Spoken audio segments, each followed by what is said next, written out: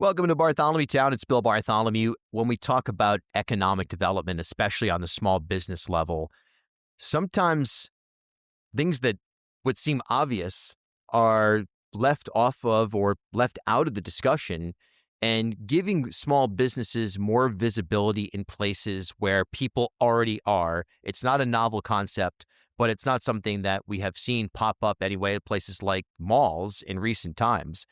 And that is exactly what is happening now with a new initiative at the Providence Place Mall that's going to put small businesses on. It's already happening. It's running through the end of August. And there's a chance for small businesses and for you to connect with our small business community in real time. Before we get started, let's have our guests introduce themselves so we can associate the voice with the human, starting with Nina. Thanks so much for your time today and great to see you again.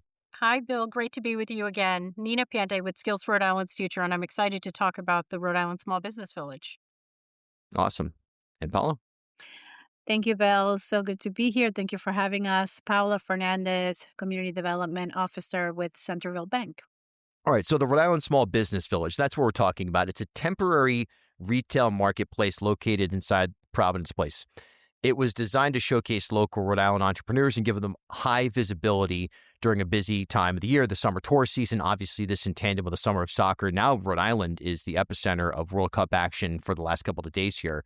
But that's brought a lot of new people to Providence. That was an effective strategy. Some people complaining ahead of time, well, the hotels aren't full or something like that. It ended up being a pretty big win. But that is exactly what it is. It's visibility, level one at the Providence Place Mall, right by that Apple store.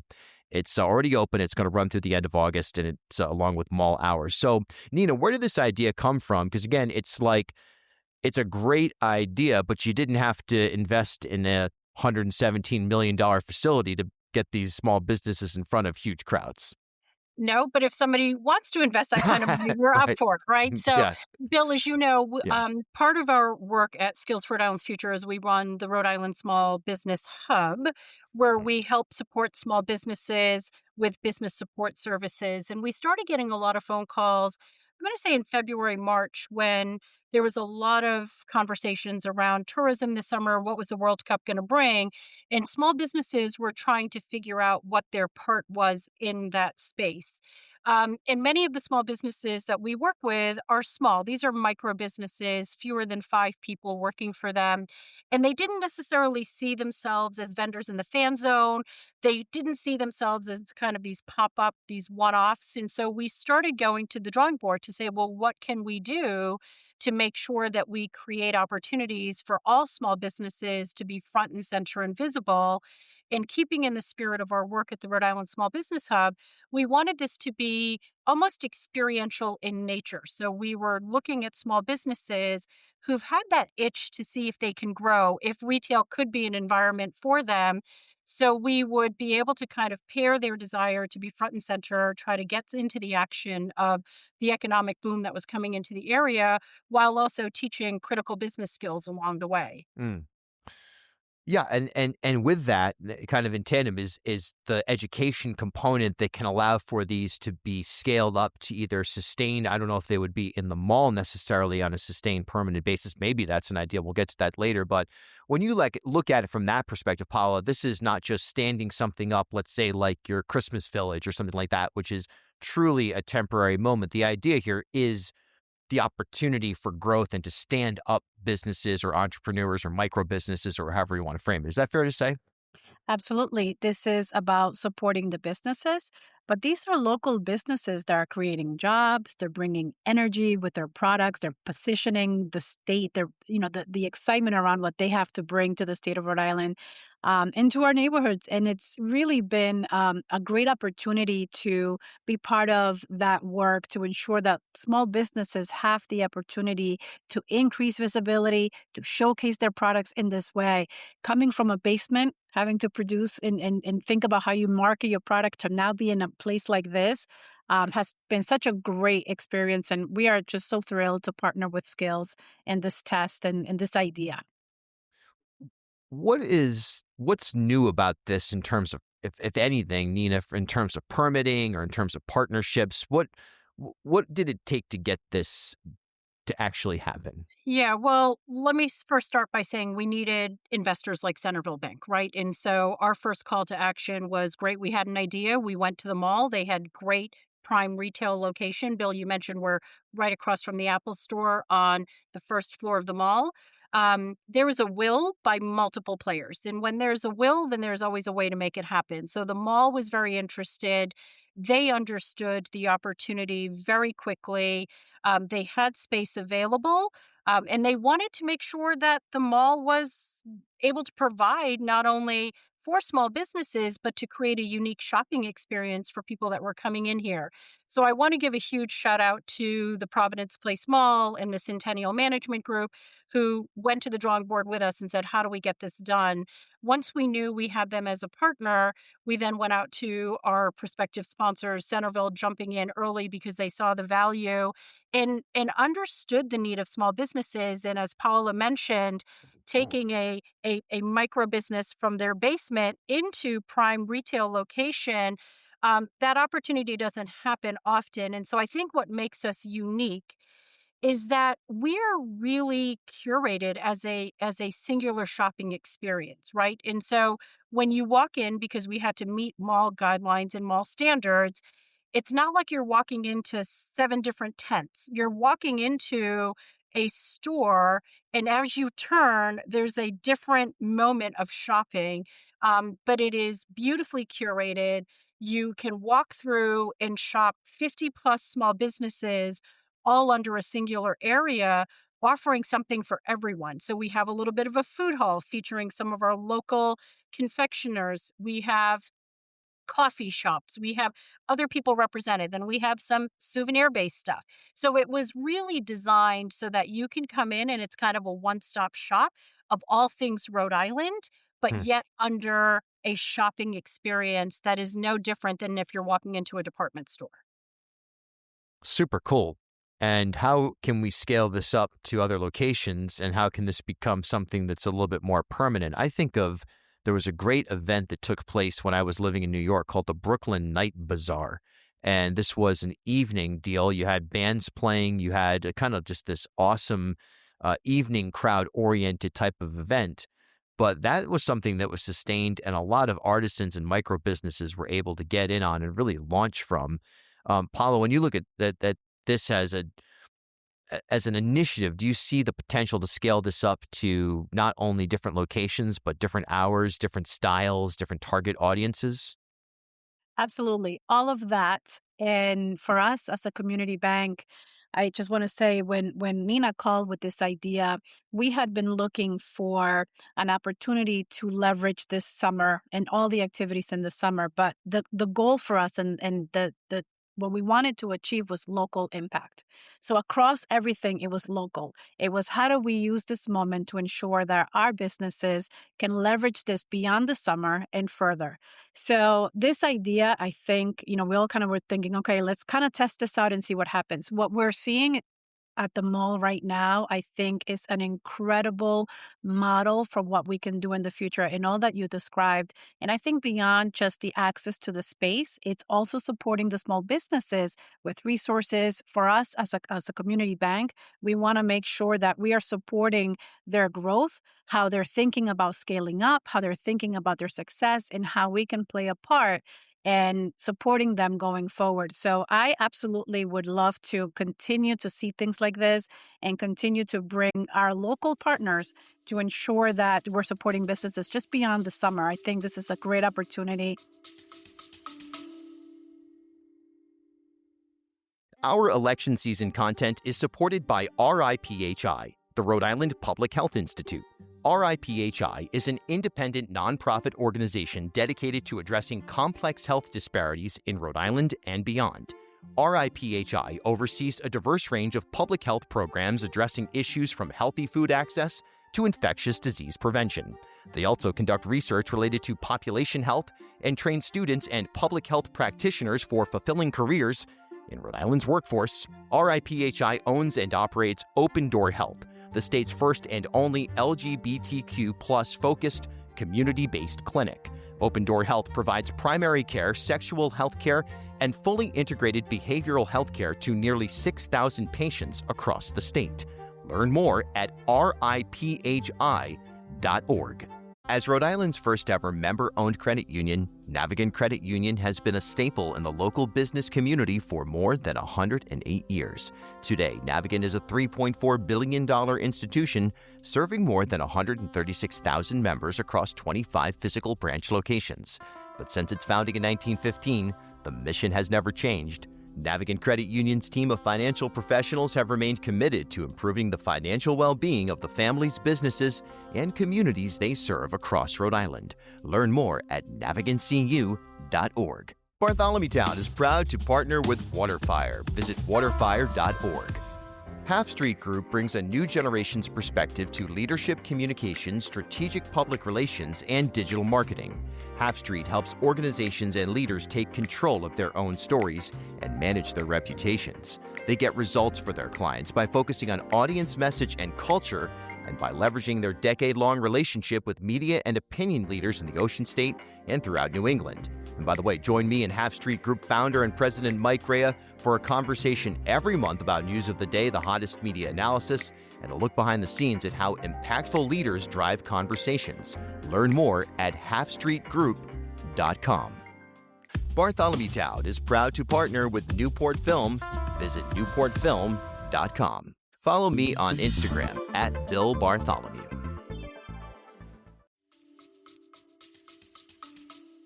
And we're seeing the businesses even support each other.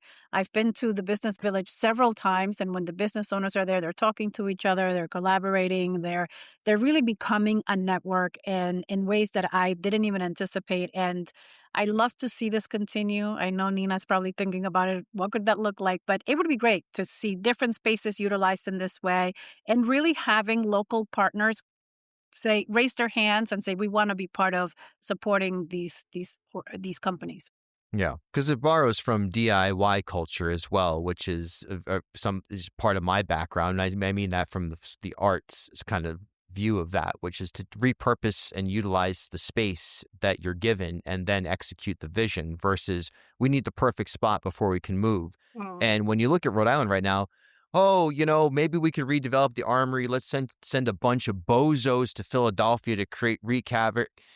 All kinds of chaotic numbers that are unpredictable, unstable markets right now, unpredictable future, petrodollar shifting, who knows what's happening, AI, et cetera, right?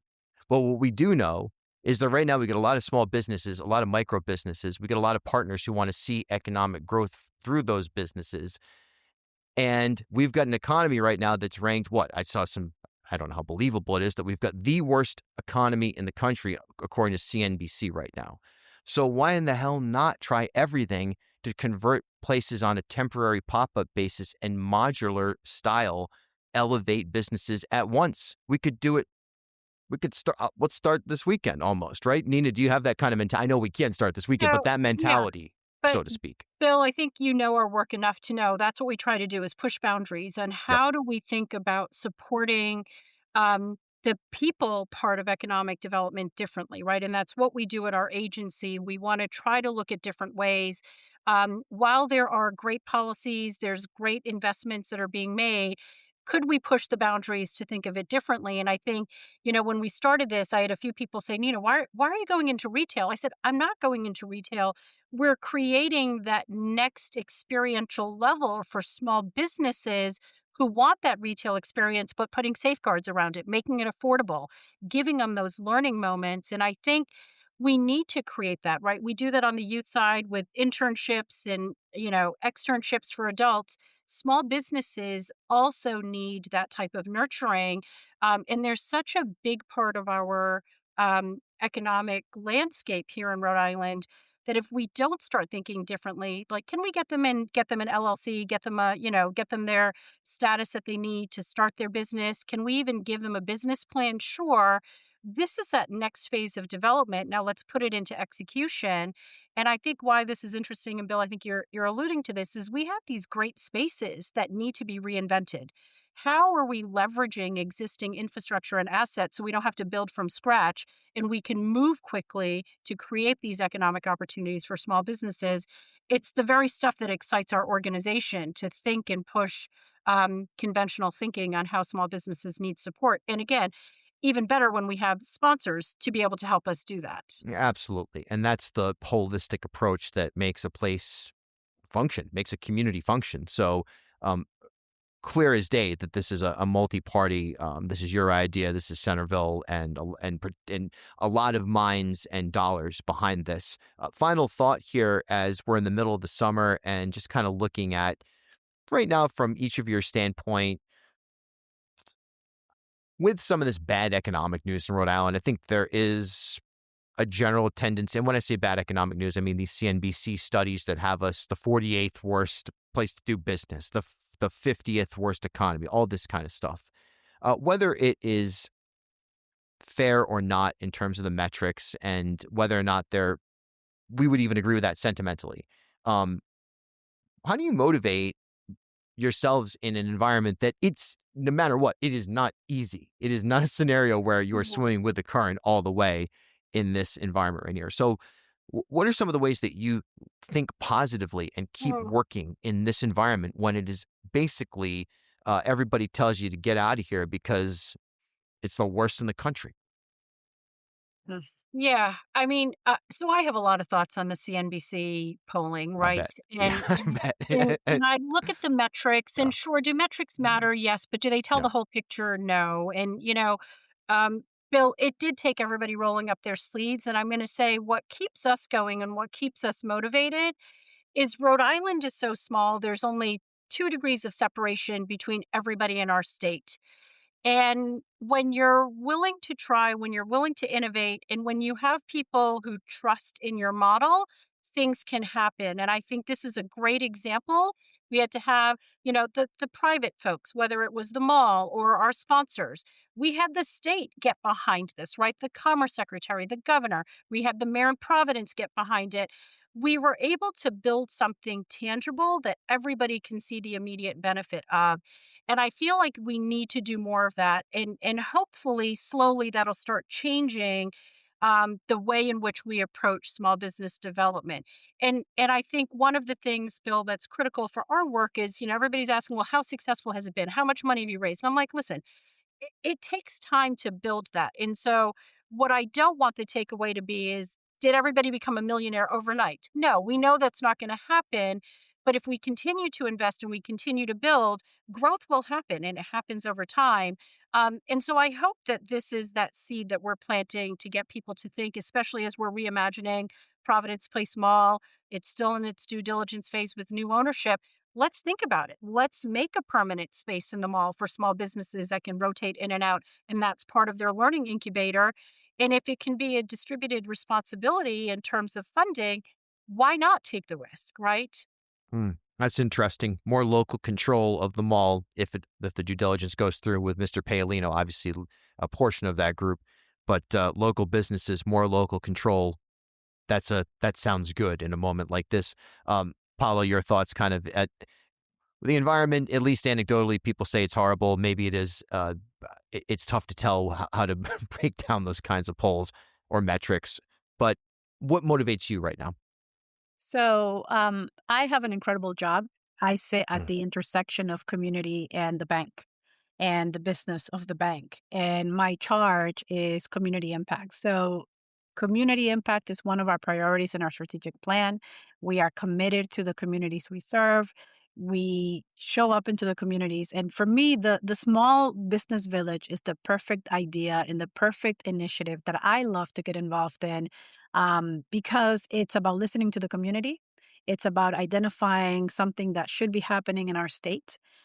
It's making that investment. So we have to put our money where our mouth is, but it's also showing up as a true partner. So for me, I love initiatives where we are able to come in and say, right, we are maybe sponsoring, investing, but we also want to bring all of the resources that are inside of our institution to support the initiative. And so we activate internally. I mean, Nina can attest, we've activated 3 different teams at Centerville Bank that are saying, what do you need? How do we support you? What can we bring to the table? And while this is a sponsorship that is over the summer, we are here for the long run. Depending on where businesses are, we are ready to support them. So initiatives for me, I think that give me a lot of hope. Rhode Island is very resilient. And coming together as partners is where I see a lot of community impact. And that keeps me motivated. It keeps me going. Sometimes ideas may not come out the way you're thinking, or they might not come to fruition. But setting the table to say, hey, I have an idea that I think might have good impact in the community. We might change some things around. It's what we are here to do. And I think as a community bank, that is the sort of secret sauce. We can respond to community needs, and that keeps me going because, when Nina calls and says, we have this idea that we want to test out, we can say, yeah, let's go. Let's participate. Let's be involved. And I think Rhode Island has so much more potential. We're all connected, and we can do great things. Paula and thanks so much for your time today. This is a great initiative, the Rhode Island Small Business Village. Stop by Providence Place. It'll be there until the end of August. And who knows what happens next? Maybe we'll turn the mall into maybe we'll do one in the mall parking lot at least 24/7 or something like that. I don't know what it'll lead to.